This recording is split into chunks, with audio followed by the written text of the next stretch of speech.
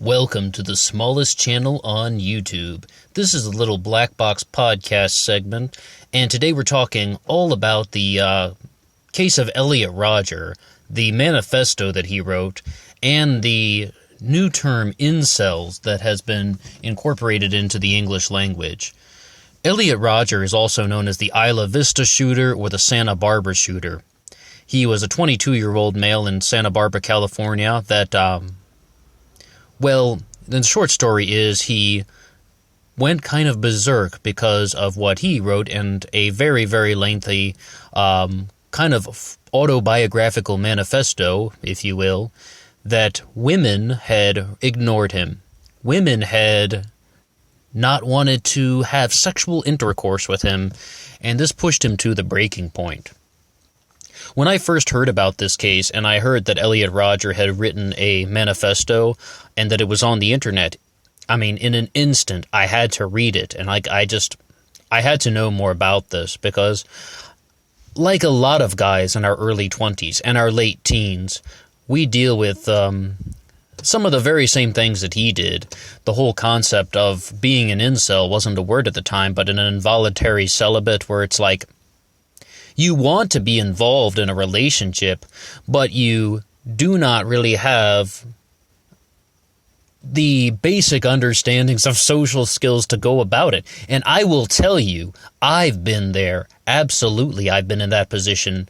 So it's like, I can definitely not exactly sympathize, because I don't sympathize with Elliot Rodger, and there are two reasons. One of them is that he murdered people, and the second reason, well, we'll get to that. So this whole thing is the reason why I created this channel. Elliot Rodger was an entire sort of motivation behind these podcasts, because when I was younger, when I was 18, 19, 20, 21, 22, like he was, I didn't really have anything that I could look to that actually talked about solutions, that actually talked about, an attempt that you can use to try and talk to women, or to try and progress toward a sexual relationship, toward an adult relationship.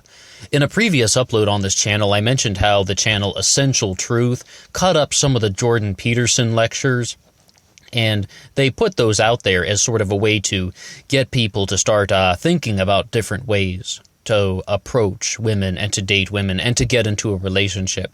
But the thing about that is, the Jordan Peterson lectures are, firstly, they're not talking about sexuality.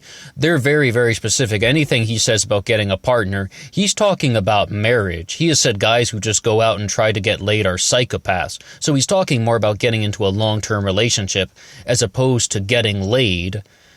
But, the thing is, not everybody wants to be in a long-term relationship. Not everybody is monogamous in their heart. In their intentions and desires. We're talking about being honest with yourself. So that's that's just sort of one of the big reasons why I thought I would just do some uploads from my sort of own background and personal experience, stories, whatever. It's just, over the years, now I'm in my early 30s, so I encountered some things that worked for me. And this is just why I thought I would do some podcast segments. But one of the very big things to know about Elliot Rodger, I said there were two reasons why I don't sympathize with him. The second one is, this guy was a mentally deranged individual. His manifesto is incoherent. Well, at the very least, he did not follow it himself. He did not believe these things himself. So when we had somebody in Canada, trying to murder people in Toronto in 2018 and citing Elliot Rodger as an influence, why?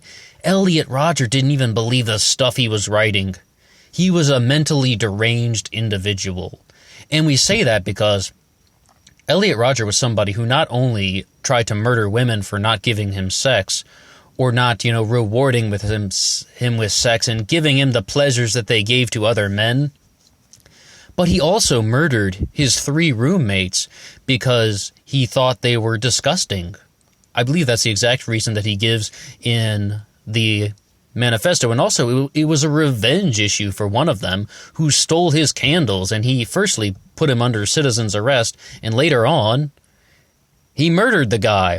And the third person, the third roommate that Elliot Rodger murdered, he stabbed over 90 times. Over 90. I believe the exact count was like 91 or something. This guy was mentally deranged. And when anyone approaches the writings of Elliot Rodger, we really have to remember that he had a lot of psychological issues that nobody did anything with. He was seeing a therapist before the shooting. I mean, his mother contacted the therapist after Elliot Rodger, posted his videos and was involved with the shooting, and the therapist is like, oh no, he wouldn't have done it like that. The therapist was wrong, and Elliot slipped through the systems. And that's one of the very big things that somebody pointed out to me when I was in my early 20s, much earlier, is that people who are actually going to be somewhat dangerous often do not get caught because they are aware of one thing. They are aware of the cracks in the system and how to get around them. They are aware that people are looking at them as someone who is somewhat weird, and they know how to push the levels of weirdness. And it's instinct. It's instinct, but it's instinct that someone has also been honing over time. So I think that's one of the very big reasons why, because I believe the night before the shooting, the police came by Elliot Rodger's door and they interviewed him about some very, very hysterical videos that he had posted online, but they just didn't have anything to hold him with. He was being weird, but he wasn't making threats of immediate violence. So far, I believe. So far as I recall, doing this from memory a little. One of the other big reasons why Elliot Rodger slipped through the system was he refused to take the antipsychotic drug risperidone. And it was because he got online and decided that, I believe that what he wrote in the manifesto was, this drug is absolutely wrong for me. This is the absolute thing I should not take, or something to that effect. And that is one thing that I have not experienced firsthand. I have not experienced that one firsthand, but it's like, I have read the forums of people who would share risperidone stories. I used to be really into psychology back in 2009, and there was this forum that was just devoted to stories of risperidol and risperidone. Risperidone, of course, being the generic version of risperidol. And people are just saying things like, they can't get out of bed, they are debilitated, their depression gets worse, and they get vegetative. And you see this so many times. Like, if you were to get on a forum and read about maybe risperidone today, maybe you would find similar things. People were saying that their depression got worse and they had this sort of vegetative state when they did not want to move. And I read this from multiple people. There were loads of people writing about that. And if I read that, I would be like, no way, I'm not taking that drug either. I mean, if you have something like that out there, and so, it's a very unfortunate thing. But to talk more about the manifesto that Elliot Rodger wrote, well, some of the things associated with that would be, he goes back and forth to things a lot. Like, he talks about, it's very rambling, and he gets kind of caught up and tongue-tied, just like I just did there for a second.